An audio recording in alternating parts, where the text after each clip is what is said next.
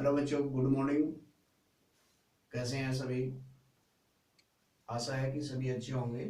आज हम class 12th की अकाउंटेंसी में जो चैप्टर है डिवेंचर्स, 8th चैप्टर, इसके अंदर आज जो टॉपिक हुआ वो होगा अकाउंटिंग, जो for issue of debentures considering the term and conditions of रिडेम्पशंस।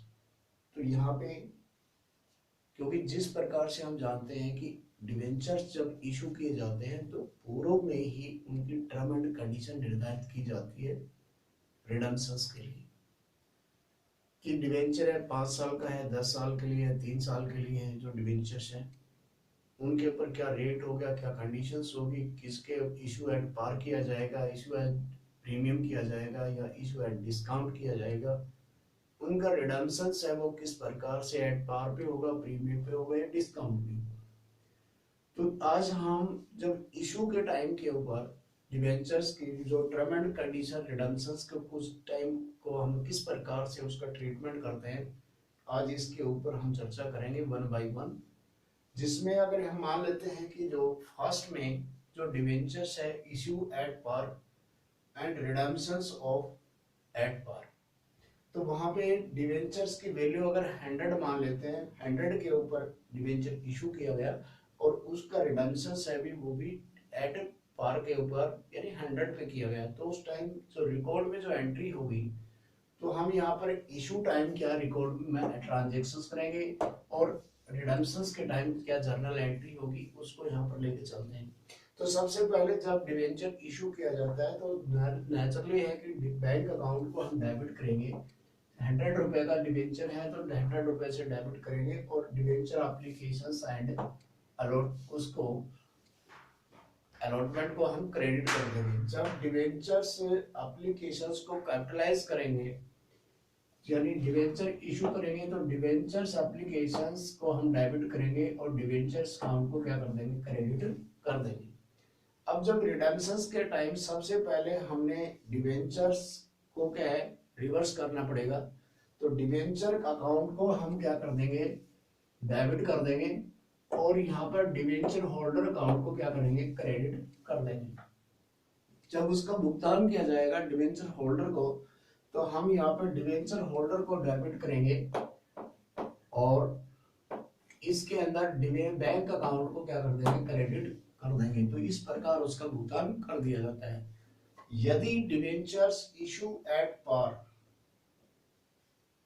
की बजाय debenture issue at discount and redeemed at par में हो तो उसके लिए मान लेते हैं कि 100 रुपीज वैल्यू का डिवेंचर है, इशू हो रहा है 95 रुपीज में और उसका रिडम्ड जो है 100 रुपीज में होगा।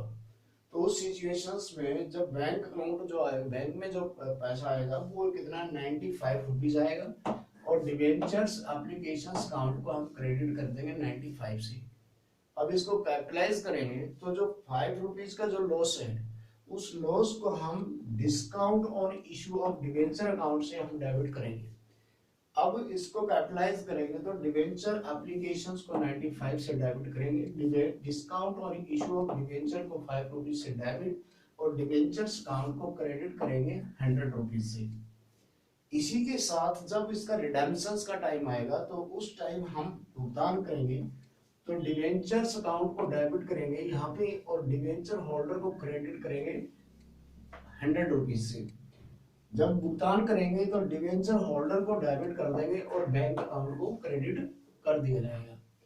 थर्ड सिचुएशंस क्या हो सकती है, इसके अंदर जब डिवेंचर्स जो है इशू एट ए प्रीमियम और रिडेम्पशंस एट पार, तो यहाँ पे प्रीमियम पे अगर डिवेंचर इशू हो रहे हैं, रिडेम्पशन उनका 100 रुपीज के ऊपर मान लेते हैं कि हम जो एट पार पे हो रहा है तो इस मीन्स यहाँ पे 100 रुपीज का डिवेंचर्स ये मान के चले कि 5 रुपीज प्रीमियम पे इशू हो रहा है तो यहाँ पर 105 रुपए के अंदर क्या है कि बैंक के अंदर मनी आएगा तो बैंक अकाउंट को हम डेबिट करेंगे 105 से 105 रुपए से और डिवेंचर एप्लीकेशंस को क्रेडिट करेंगे 105 रुपए से।